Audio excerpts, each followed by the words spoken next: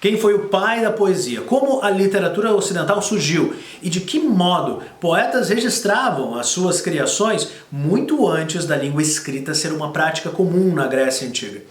Essas e outras perguntas serão respondidas nesse vídeo, o segundo do nosso curso Pocket de Literatura Greco-Latina. Sejam bem-vindos!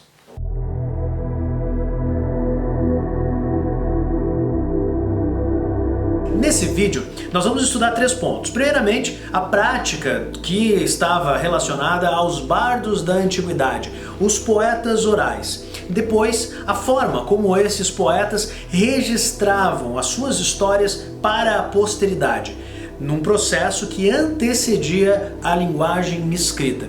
E por fim, quem é o grande poeta ocidental que vai não apenas produzir as 2 primeiras grandes obras, como também os enigmas e perguntas que acadêmicos se fazem até hoje a respeito da sua produção.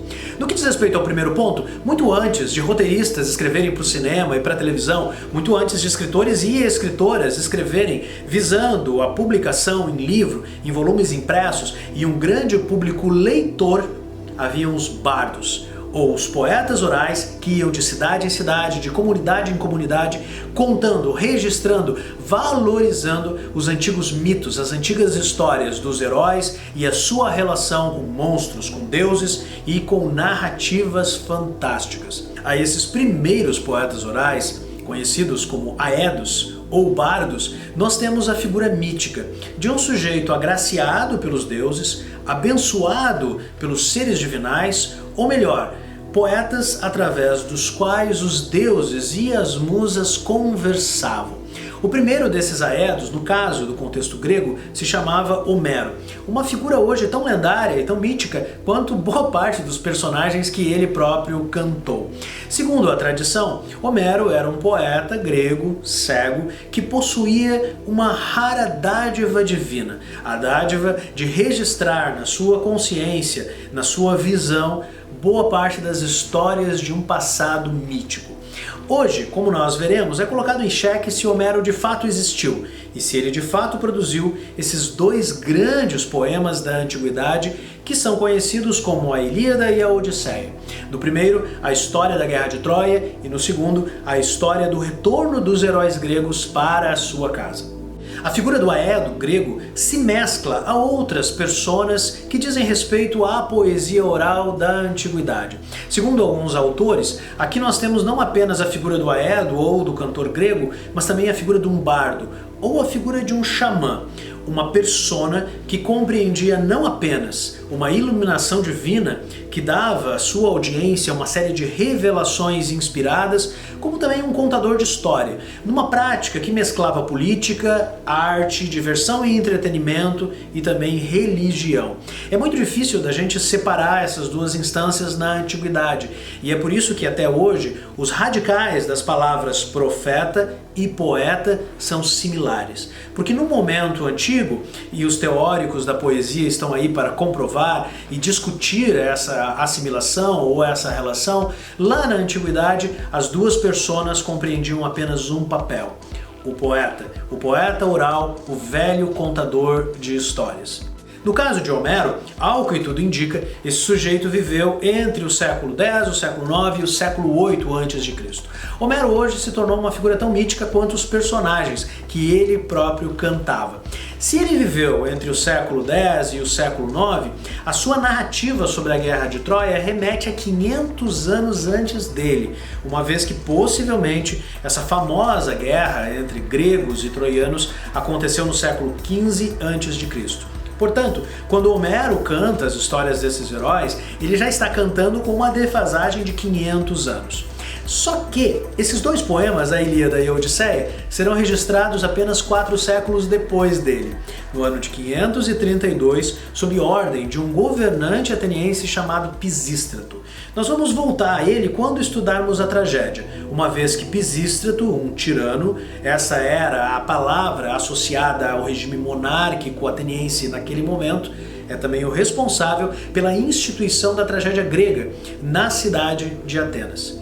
Bom, se Pisístrato ordena que esses poemas sejam registrados por escrito em 532, como é que esses poemas sobreviveram do século IX até o século VI. No caso dos poetas gregos ou dos aedos, eles contavam com uma grande ferramenta que possibilitava o registro desses poemas. E essa grande ferramenta era a memória. Num vídeo anterior, nós falamos sobre o grande estudo de Francis Yates, A Arte da Memória. Um livro que detalha desde a Grécia Antiga a capacidade mnemônica de poetas, especialmente, de guardarem ou de reterem na sua memória uma grande quantidade de informações. É graças à memória desses poetas que passavam as suas histórias de geração para geração que do século IX, onde possivelmente Homero viveu ou existiu, essas histórias sobreviveram até o século VI, até o seu registro escrito. Esse registro corresponde exatamente aos poemas que Homero criou, aos poemas que Homero narrou? É quase certo que não. E isso tem a ver com uma importante questão muito comum nos estudos helenistas, que é a questão homérica. A percepção de que há algumas estranhezas nesse texto, que possibilitam menos uma criação individual e muito mais uma criação coletiva no decorrer de várias gerações.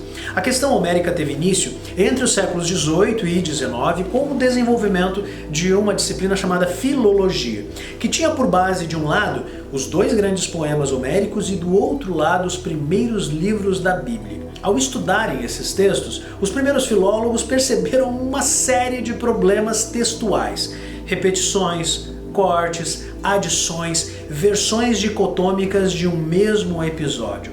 E a conclusão desses primeiros estudiosos foi que, ao invés de dois conjuntos de textos que produziam ou que correspondiam respectivamente a duas figuras autorais, Homero, no caso da tradição grega, e Moisés, no caso do Pentateuco, o que nós temos nesses dois conjuntos, grego e judaico, é uma composição coletiva. E uma composição que vai acontecer no decorrer do tempo.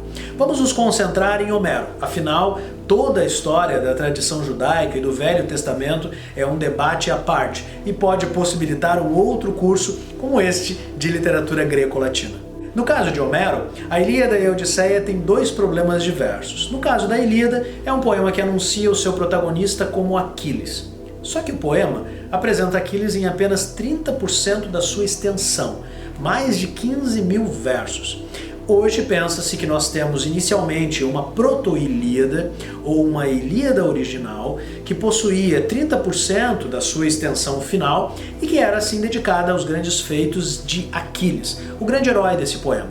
Com o passar do tempo, esse proto-poema, esse poema de origem foi crescendo e outros episódios, outros personagens, outros relatos heróicos foram sendo adicionados, produzindo um poema muito maior, com vários outros personagens que nós veremos na sequência. No caso da Odisseia, essa adição de diferentes criadores ao produto final, ao poema de mais de 12.000 versos que nós temos à disposição até hoje, tem uma origem diferente. Na Odisseia, nós identificamos diretamente 3 poemas diversos, que foram aglutinados, editados ou unidos por um poeta ou um editor posterior a Homero. Esses 3 poemas dizem respeito à história de Telêmaco, o filho de Ulisses, o que dá conta dos primeiros 4 cantos do poema, um segundo poema chamado Nostos, ou Retorno, As Aventuras de Ulisses, que dá conta dos cantos 5 até o canto 12, e por fim, a segunda metade do poema, que corresponderia a um terceiro poema chamado Ítaca, quando Ulisses já volta para sua casa, para a ilha de Ítaca, para enfrentar os pretendentes.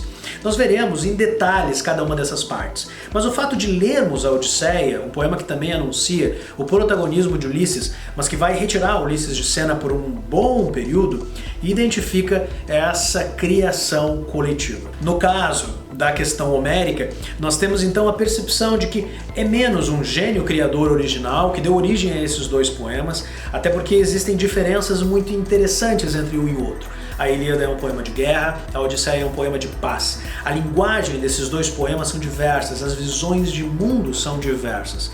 Tudo isso dá conta não apenas de um poeta genial que criou esses 2 poemas, e sim gerações de aedos, gerações de bardos, gerações de cantores que do século X até o século VI foram modificando editando, aumentando, aprimorando, melhorando esses poemas até eles chegarem nas formas que nós lemos, estudamos e debatemos até os nossos dias. Esse foi o vídeo a respeito de Homero, a respeito da origem da poesia grega e a respeito das questões um tanto enigmáticas que formam a criação da Ilíada e da Odisseia. Na próxima semana, nós vamos mergulhar na Ilíada, vendo os dois cantos que estruturam esse poema enquanto as duas grandes iras de Aquiles, o guerreiro grego que vai até Troia para destruir essa cidade e recuperar o maior bem que os gregos têm e que lhes foi tomado pelos troianos, a bela e imortal Helena, primeiramente Helena de Esparta e depois conhecida como Helena de Troia. Se você gostou desse conteúdo, se inscreva no canal, acione o sininho para receber os próximos vídeos do nosso curso de literatura greco-latina e também indique o canal e esses vídeos a amigos e conhecidos que possam ter interesse nesse conteúdo. Para auxiliar você no seu aprendizado, no que diz respeito a qual é o século mesmo em que Homero viveu e quando mesmo esses poemas foram registrados, nós, da UFSM, preparamos um infográfico especial que estará disponível num link aqui embaixo. Nesse infográfico você tem uma timeline, tanto da literatura grega como também da literatura latina. Boas leituras, boas aventuras e nós nos vemos na próxima semana com a Ilíada de Homero e com a Guerra de Troia, o conflito que deu origem a uma das maiores histórias de todos os tempos, a história que dá origem à própria literatura no Ocidente. Até breve!